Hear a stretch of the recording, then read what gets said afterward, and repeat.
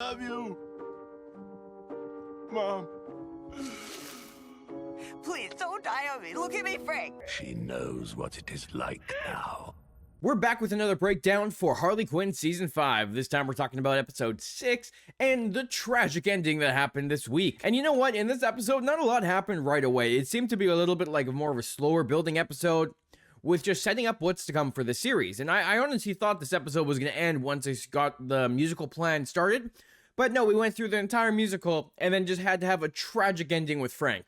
But we'll get to that once we get to the end of the episode. So we'll start off with breaking down the first part of the episode, where we have people starting to get zapped away through Metropolis by Brainiac as he tries to make it this perfect city. You throw away your trash, you're zapped away. You sneeze on someone, you're zapped away. I know that happens later in the episode, but still. And you can really see how Brainiac's just trying to make it perfect, but it's not really working the way he wants it to. And then we catch up with Lois and Harley, who are looking into this. Lois thinks that Jason Woodrue's death was involved with this giant skull that everyone keeps seeing, but then Harley just admits that her and Ivy killed him. And then Lois takes off to go write it in the Daily Planet. I love how Harley Quinn tries to get it off the record, but Lois doesn't agree and she just goes and writes it anyways. And the thing is they started this partnership last episode to work together, and then already it's over. They immediately stop working together because Harley admits this and Lois wants to write an article on it.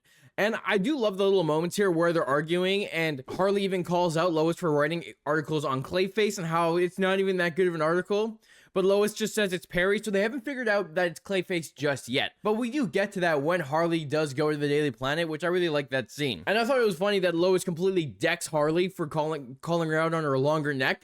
And it was just like a really good scene that led into like a very heartfelt scene with Harley, where she feels like she's lost because she has nothing going for her. Ivy has her green initiative, Lois has her pulsars, and Harley is just a stay-at-home wife that doesn't actually do stay-at-home wife things. So I felt bad for her, and it feels like this season is definitely Harley's like discovery season, where now that they're in a new city, she needs to figure out what she wants to do with her life, because now she's not really a superhero anymore, she's not a super villain anymore, and there's still so much for her to like discover. So I do like how they did that, and she's also going through a bunch of life crises at the same moment, which we do get to near the end of the episode. But then we get the reveal about the article that Lois put out saying that Harley did kill Jason Woodrue, but also saying she was 48 years old. And Harley was not happy about that, so she goes charging down to the Daily Planet, and this is where like the good scene comes in, where she immediately figures out Clayface is Perry White. I thought that was hilarious because I knew when Clayface first changed into him that as soon as Harley shows up, she's gonna figure it out, and she did. So it was just a fun scene of her using Clayface to her advantage and getting Lois to rewrite a new article retracting what she really did. So I really like that, because even though Lois somehow does not figure out this is Clayface pretending to be Perry White, at least Harley's able to figure it out and then use it to her advantage. And the thing is with this scene too, we have Lois just talking about her pulsar once again, and everyone just being annoyed with it, which is kind of a reference to her comics and the different portrayals of Lois Lane throughout other media, where she's won pulsars for her articles before. So I really like how they're kind of like making fun of that, where she's won these articles, she's a great news reporter, but in this universe, everyone is tired of her always bringing it up.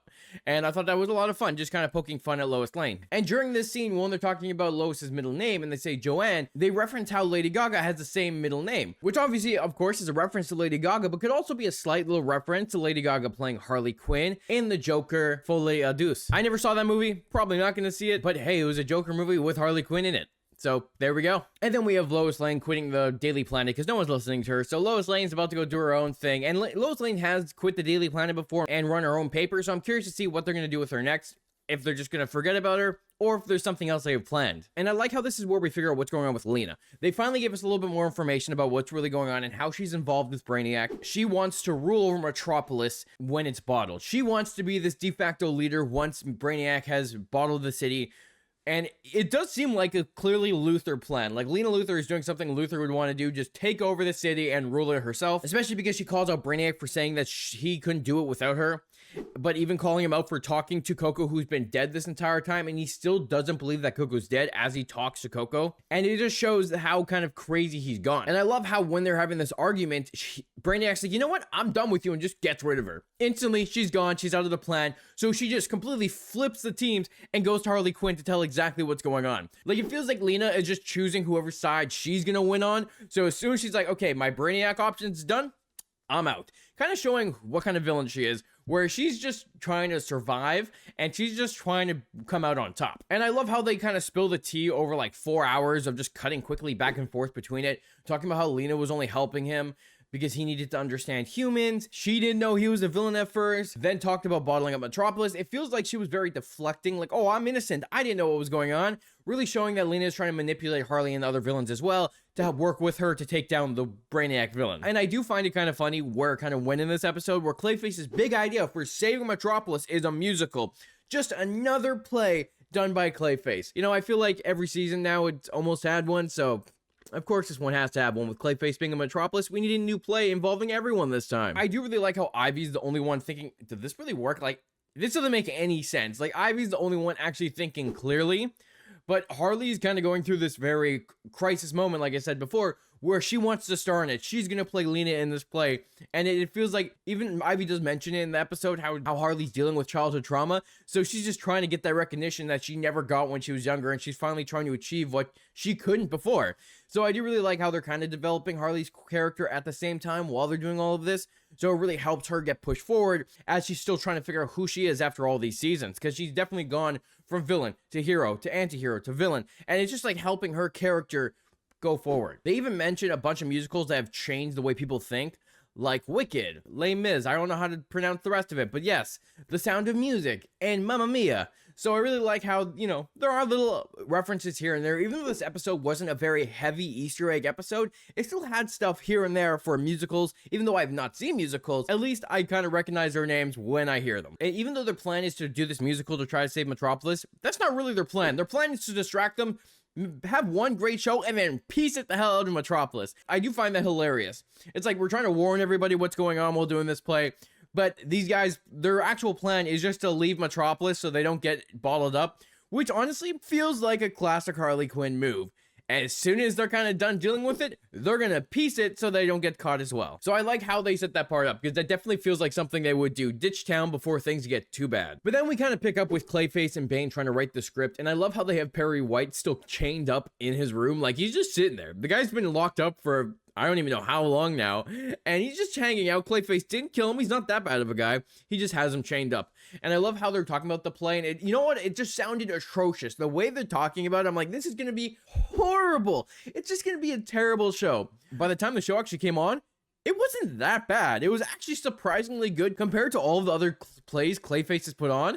And I was like, wow, I'm actually surprised by this. Now, during this scene, Bane references how he hates musicals because they're always singing it when they could just talk. And honestly, after hearing the reviews from the Joker sequel with the Joker and Harley Quinn, and how a lot of the scenes were just musical scenes that didn't really make sense, I feel like that is a fun nod to that. It might not be, but I feel like in this situation, it might be. Nevertheless, we do get moved forward to when the play actually is about to begin, and we have Harley Quinn forcing herself to play Lena, and I really like this moment because it's just Harley Quinn trying to take center stage, even threatening Clayface to reveal who he really is to the Daily Planet so he gets kicked off, and I thought that was fun. It just shows how Harley is able to use Clayface too, knowing his weakness and getting what she wants. And when the musical does start, Brainiac does see it. So Brainiac is watching it at the same time as everyone else, giving his little opinions while it comes to it. And I do really like how Clayface is playing Brainiac and doing a good job. Like, it's actually surprising how good he's doing. And it was actually fun to watch. Even having Frank play Coco because he ate Andy Serkis, which is a reference to Andy Serkis playing Caesar,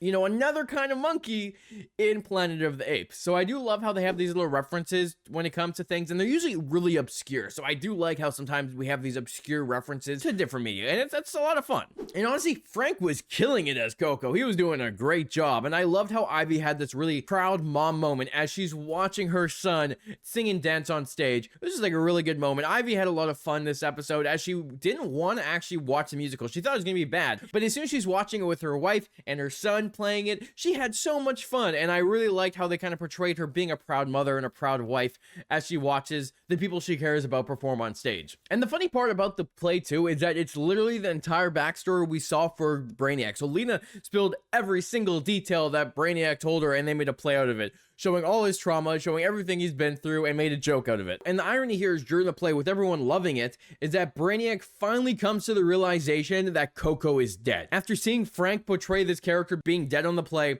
he realizes that the Coco with him has been dead for a long time. It makes him literally realize that he's gone full crazy. which then in turn makes Brainiac, as soon as the play is over, kill Frank. And that's all because they took away something he loved, so he took away something they loved so they would understand the same pain.